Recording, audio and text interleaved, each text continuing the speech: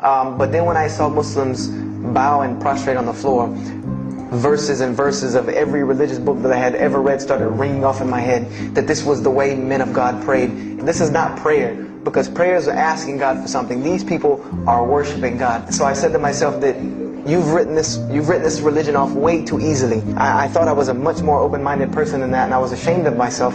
You know, I'd put all these studies into the other religions. I read this one thing about Islam and was done.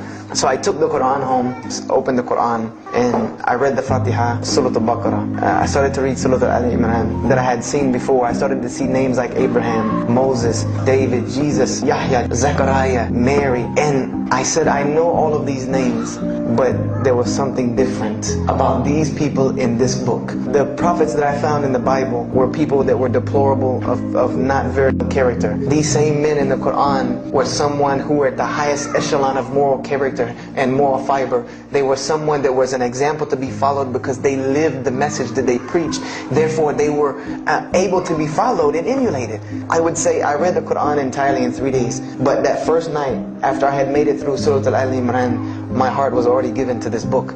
I didn't know how to be a Muslim. I didn't even know what that meant. But I knew that whoever it was that followed this book, I wanted to be like these people. These were people I could follow. These were prophets. This was a book of guidance. You never see that. I've never seen this in any other scripture. The direct challenges that are in the Quran, that if you don't believe this book is true, put it to the test.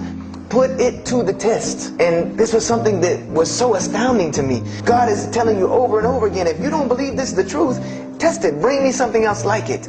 All of the analogies about God, everything was so logical, so rational, so reasonable in my mind that it was like 2 + 2 = 4, and that was it. There was no 1 + 1 + 1 = 3, egg, yolk, water, fight. There was none of that foolishness. The Quran was very direct and very straightforward in its teachings. So I gave my heart to Islam that night in my living room reading the Quran. And I cried and cried, that I had been looking for the truth all this time. I don't travel around the world, and this was in December of 1998. I don't travel around the country and the world telling my story, just for the entertainment value. Even though I've been told it does have some entertainment value, I tell my story to let everyone realize that there are millions and millions of people just like me, searching for the truth, can't find a way out. There are millions of people, there are probably millions of people in California that want to know the truth, tired of the world being in the condition that it's in, tired of their life being in the condition it's in, and we as Muslims have the solution to every single one of their problems. You want to solve the problem of world poverty?